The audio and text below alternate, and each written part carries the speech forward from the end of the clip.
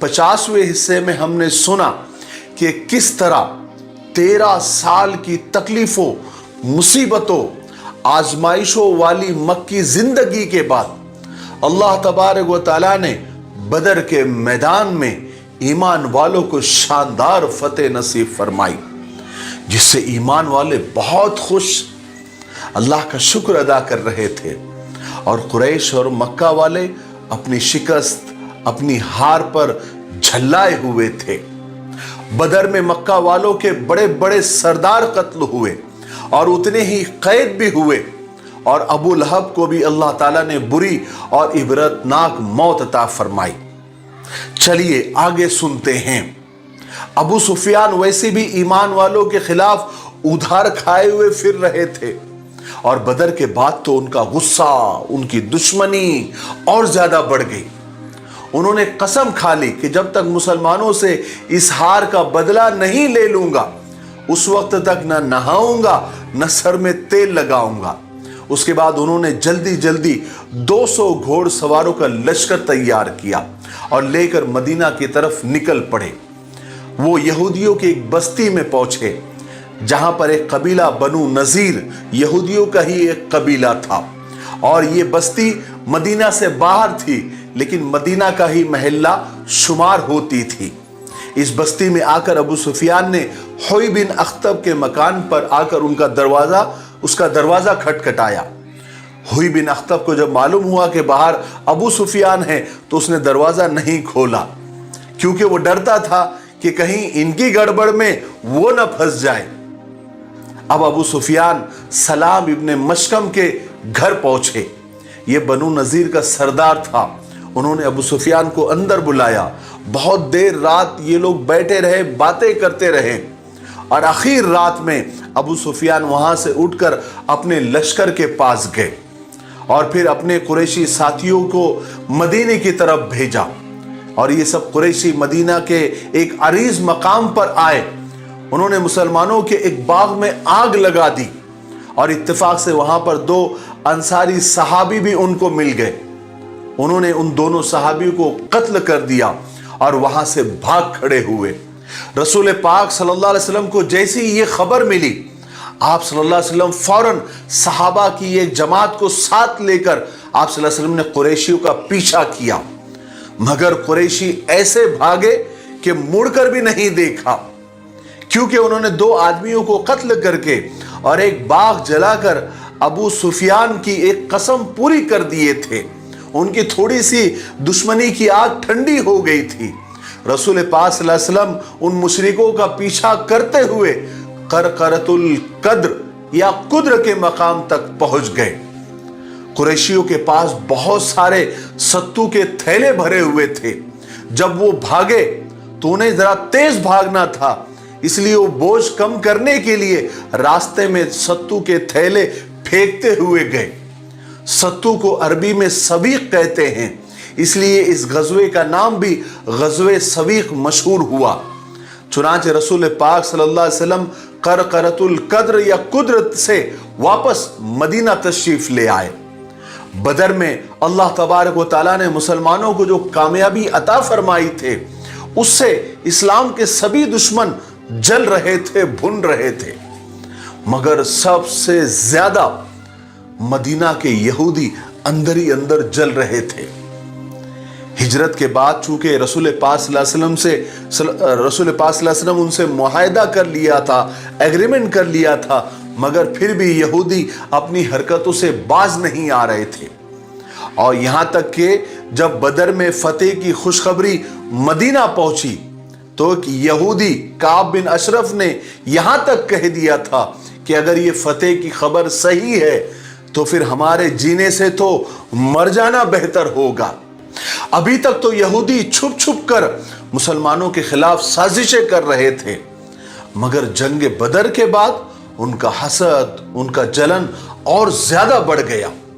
अब वो खुलकर मुसलमानों को गालियां बकने लगे। मदीना में यहूदी के कई कबीले आबाद थे। उन्हीं में से एक कबीले कैनुका था। यह कबीला बहुत ज्यादा बहादुर समझा जाता था। ये लोग बहुत दौलतमंद थे।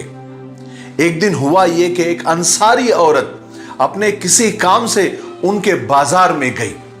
جب یہ دکاندار کے پاس پہنچی تو اس وقت وہاں پر کچھ یہودی گنڈے نوجوان بیٹھے ہوئے تھے۔ سب نے اس مسلمان عورت کو چھیڑنا شروع کیا اور اس سے کہا کہ اپنا چہرہ کھول کر دکھاؤ۔ تو اس انصاری عورت نے انکار کر دیا۔ اس پر ان میں سے ایک شخص، ایک یہودی نوجوان خاموشی سے اٹھا اور چپکے سے جا کر اس عورت کی چادر کسی چیز میں اٹکا دی۔ جب عورت یہ اٹھی تو اس کی چادر کھنچ گئی اور چہرہ کھل گیا۔ اس پر یہودیوں نے زور زور سے ہنسنا شروع کر دیا اور مسلمان عورت نے اپنی بے عزتی پر شور مچایا۔ عورت کی چیخیں سن کر ایک انصاری مسلمان وہاں پہنچ گئے۔ انہیں جب یہ بات معلوم ہوئی تو انہیں بہت غصہ آیا۔ انہوں نے اس یہودی کو پکڑ لیا اور مار مار کے اسے ختم کر دیا۔ یہ دیکھ کر دوسرے یہودی بھی اس مسلمان صحابی سے لپٹ گئے اور انہیں قتل کر دیا۔ جب مسلمانوں کو اس واقعے کا علم ہوا، انہیں معلوم ہوا، تو بہت غضبناک ہوئے، بہت غصے میں آئے، کیونکہ رسول پاک صلی اللہ علیہ وسلم نے پہلے ہی یہودیوں سے ان ساری سب چیزوں کا ایک معاہدہ، ایک ایگریمنٹ کر دیا تھا، مگر پھر بھی وہ اس بات کا خیال نہیں کر رہے تھے۔ اور رسول پاک صلی اللہ علیہ وسلم بھی یہودیوں کی ان حرکتوں پر انہیں خدا کے قہر سے ڈرایا کرتے تھے، مگر یہودیوں کے دماغ سیدھے نہیں ہوئے۔ اس لیے رسول پاک صلی اللہ علیہ وسلم نے ایک مرتبہ ان سے فرمایا کہ یہودیوں، خدا کی قسم تم لوگ اچھی طرح سے جانتے ہو کہ میں اللہ کا رسول ہوں، یہ تمہاری کتابوں میں بھی لکھا ہوا ہے، اس لیے اللہ سے ڈرو اور اسلام قبول کر لو، ورنہ اللہ تبارک و تعالیٰ تمہیں اسی طرح سے تباہ کر دیں گے جس طرح قریش کو کیا ہے۔ اس پر یہودیوں نے رسول پاک صلی اللہ علیہ وسلم کو جواب دیا تھا کہ محمد، تم ہم کو قریشیوں کی طرح مت سمجھو، مکہ والوں کی طرح مت سمجھو، تم نے ان لوگوں سے جنگ کی ہے جنہیں جنگ کرنی ہی نہیں آتی، تم نے ہم سے جنگ نہیں کی ہے اب تک، جس دن جنگ ہو جائے گی تمہیں معلوم ہو جائے گا کہ ہم دوسروں کی طرح جنگ نہیں لڑتے، بلکہ ہمارے جنگ کرنے کے طریقے بڑے خطرناک ہے، ہمارے سامنے دشمن ٹک نہیں پاتے۔ غرض کہ ان یہودیوں کی حرکتوں اور باتوں کی وجہ سے وہ معاہدہ، وہ ایگریمنٹ تقریباً ختم ہو گیا تھا۔ اور اس واقعے کے بعد تو مسلمان اور ایمان والے اور صحابہ غضبناک اور غصہ ہو رہے تھے۔ رسول پاک صلی اللہ علیہ وسلم نے قینوقا کے یہودیوں کے ساتھ جنگ کرنے کا ارادہ فرما لیا۔ آپ صلی اللہ علیہ وسلم نے صحابہ کے ساتھ قینوقا کی بستی میں تشریف لے گئے اور یہودیوں کا گھیراؤ کر لیا، محاصرہ کر لیا، اور یہودی اپنے حویلیوں میں بند ہو کر اور قید ہو کر رہ گئے۔ جب رسول پاک صلی اللہ علیہ وسلم محاصرے کے لیے قینوقا روانہ ہوئے تھے تو آپ صلی اللہ علیہ وسلم نے مدینہ میں حضرت بشیر ابن عبد المنذر کو اپنا قائم مقام اور جانشین بنایا تھا۔ بنی قینوقا کی جو یہودی تھے وہ مدینہ کے باہر رہتے تھے، جہاں ان کی حویلیاں وغیرہ تھی۔ اس قبیلے میں لڑنے والے کل 700 لوگ تھے، جن میں سے 300 باقاعدہ زرہ بختر پہنے ہوئے تھے۔ یہ لوگ نہ کھیتی باڑی کرتے تھے، نہ باغات لگاتے تھے، ان کی بڑی بڑی تجارتیں تھی۔ ان کا دوسرا سب سے بڑا کام صرافہ کا تھا، یعنی یہ لوگ سنار تھے۔ غرض کہ یہ سب بڑے مالدار لوگ تھے، اور رسول پاک صلی اللہ علیہ وسلم نے ان کی بستی کو چاروں طرف سے اتنا زبردست گھیراؤ کیا، محاصرہ کیا کہ اسی محاصرے اور اسی گھیراؤ میں جب 15 دن گزر گئے تو وہ یہودی مالدار پریشان ہو گئے اور مجبور ہو کر انہوں نے ہار مان لی۔ اس کے بعد ایمان والوں نے ان سب کو گرفتار کر لیا۔ چونکہ یہ لوگ باغی تھے، ان کو قتل کی سزا دی جاتی تھی، مگر عبداللہ بن ابی ان کا معاہدہ بردار تھا، اس لیے اس نے رسول پاک صلی اللہ علیہ وسلم سے سفارش کی کہ آپ صلی اللہ علیہ وسلم ان پر رحم فرمائیں۔ حالانکہ رسول پاک صلی اللہ علیہ وسلم کو ان یہودیوں پر سخت غصہ تھا، مگر جب منافقوں کے سردار عبداللہ بن ابی کی منت سماجت جب حد سے زیادہ بڑھ گئی تو آپ صلی اللہ علیہ وسلم نے ان کی جان بخش دی۔ मगर साथ ही आपने उन यहूदियों को यह हुक्म दिया कि तुम यहां से निकल जाओ, यानी जिला वतनी का हुक्म दिया। ये लोग मदीना छोड़कर वहां से चले गए और उनकी शरारतों के बदले में आप सल्लल्लाहु अलैहि वसल्लम ने और सहाबा ने उनके हथियार और उनके माल और दौलत को जब्त कर लिया। हजरत उबादा बिन सामित को आप सल्लल्लाहु अलैहि वसल्लम ने इस काम पर बाकायदा मुतय्यन किया कि वो अपनी निगरानी में इन यहूदियों को शहर से निकाल दे, शहर बदर कर दे। हजरत उबादा ने उन्हें शहर बदर किया और बनी कैनुका के यहूदी मदीना छोड़कर खैबर में जा बसे। उनका माल और दौलत, हथियार मुसलमानों को माल गनीमत में मिले। उनमें से 5वां हिस्सा रसूल पाक सल्लल्लाहु अलैहि वसल्लम ने खुद लिया और यह हिस्सा पहली मर्तबा लिया गया। उसके बाद रसूल पाक सल्लल्लाहु अलैहि वसल्लम मदीना तशरीफ लाए। उसके बाद 10 ज़िलहिज्जा को पहली मर्तबा बकरीद मनाई गई। रसूल पाक सल्लल्लाहु अलैहि वसल्लम शहर से बाहर जंगल में तशरीफ ले गए और बकरीद की नमाज पढ़ाई और अपने हाथों से 2 बकरियां ज़ुबा की। ये इस्लाम की पहली कुर्बानी थी। बहरहाल मुसलमानों की कामयाबी से यहूदी तो बहुत ज्यादा जल ही रहे थे, इसलिए अब तक एक तरह से यही लोग हुकूमत किया करते थे।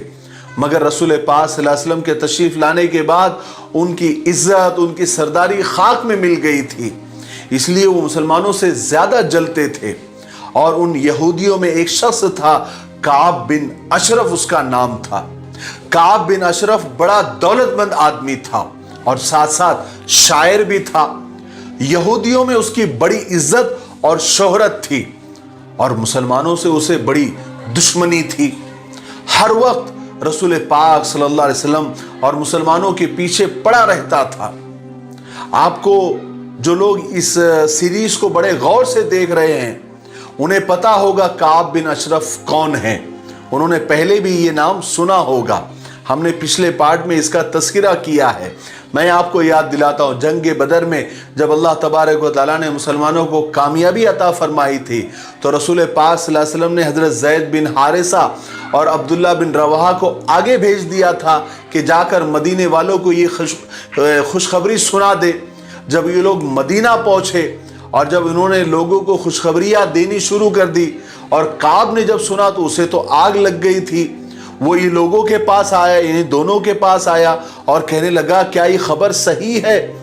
क्या तुम्हारा ख्याल है कि मोहम्मद ने उन तमाम सरदारों को कत्ल कर दिया है जिनका नाम तुम बता रहे हो? वो तो अरब के बड़े बड़े सरदार थे।